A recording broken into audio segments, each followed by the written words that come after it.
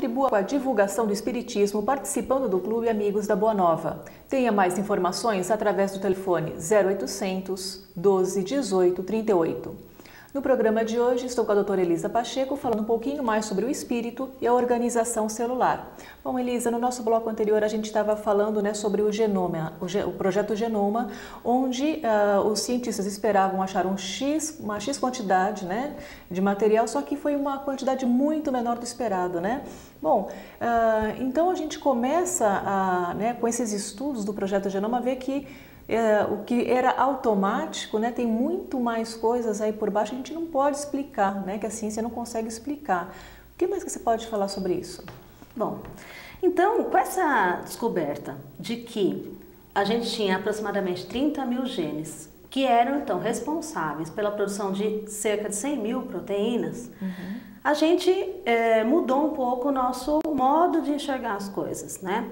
A gente acreditava que a regulação dessa expressão gênica dependia totalmente do núcleo e que o citoplasma participava só em alguns momentos específicos dessa regulação da expressão gênica. Só para a gente lembrar, né? Quando a gente olha para a célula, o núcleo onde está o DNA e o citoplasma onde estão as organelas.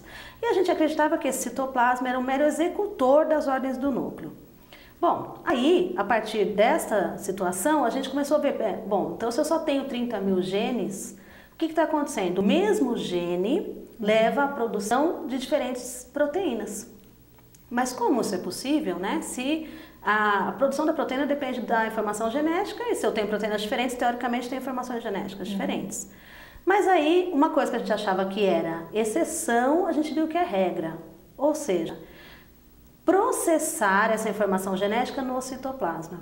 Então, o mesmo gene pode gerar proteínas diferentes porque ele é processado de maneira diferente no citoplasma.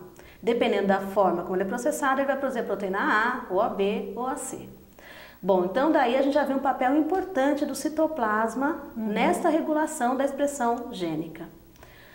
Bom, quando a gente vai olhar nas obras de André Luiz, especialmente no livro Evolução em Dois Mundos, que é um livro que tem um enfoque biológico grande, né? A gente vê que ele fala isso de maneira clara. É importante ressaltar que Evolução em Dois Mundos foi escrito na década de 40, 50, se não me engano, né? E essas informações, né, esse conteúdo foi provado recentemente. Depois disso, né? Então não estava nem descrita a estrutura do DNA adequadamente ainda, né? Aí depois, como eu falei, a gente passou por todo esse tempo, depois que descreveu a estrutura do DNA, achando que o DNA então era a chave de tudo.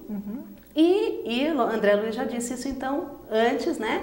Que na verdade existe um papel bastante importante do citoplasma regulando essa atuação do núcleo, né? Ele fala com as palavras assim, dizendo que existe um equilíbrio de forças entre núcleo e citoplasma. Isso no capítulo 7 da Evolução em Dois Mundos, né?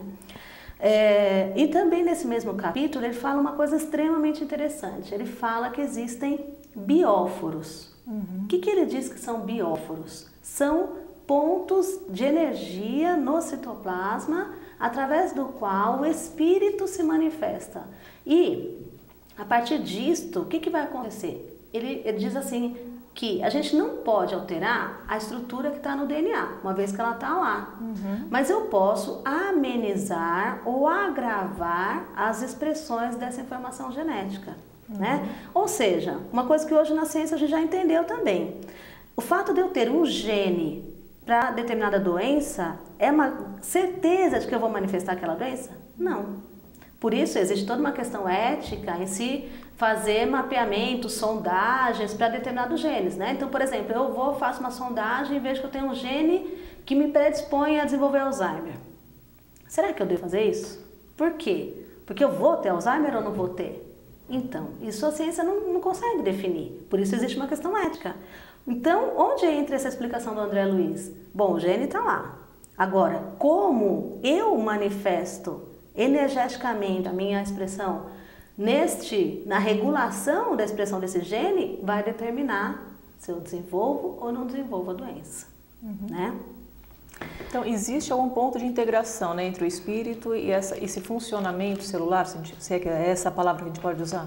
Então, a gente acredita que isso existe, né, pelas palavras aí do André Luiz, que diz isso claramente, que esta ação ocorre em pontos que ele chamou de bióforos no citoplasma, e aí, com esses achados mais recentes da ciência, vão dizer exatamente isso pra gente, que a informação genética é uma parte da história, mas que eu tenho que processar essa informação genética e esse processamento é no citoplasma, né? E esse processamento ele é muito mais importante do que a gente acreditava há 10 anos atrás, por exemplo.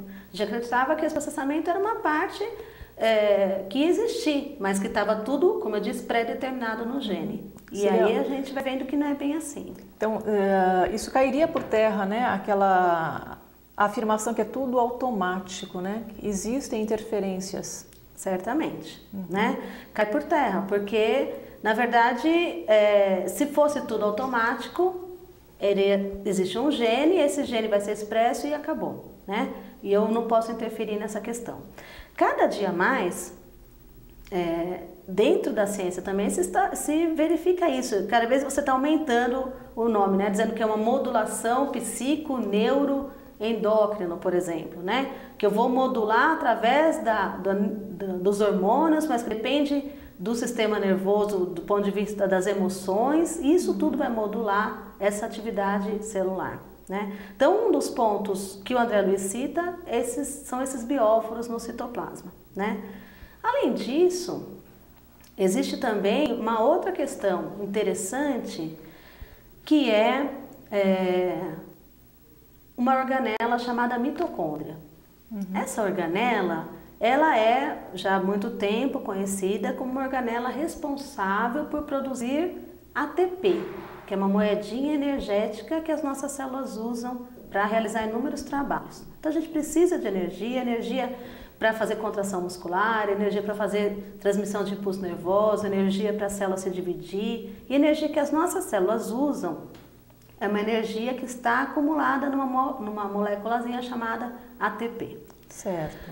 E a gente sabe, né, já há muito tempo, que esse ATP é produzido, na sua grande maioria, dentro dessa organela, que é a mitocôndria, usando como combustível energético os nutrientes que nós comemos, principalmente a glicose. Não só a glicose, mas a glicose, lipídios, mas principalmente a glicose. Certo. Né? Então, Elisa, a gente vai continuar falando sobre esse processo no nosso próximo bloco. Voltamos já já.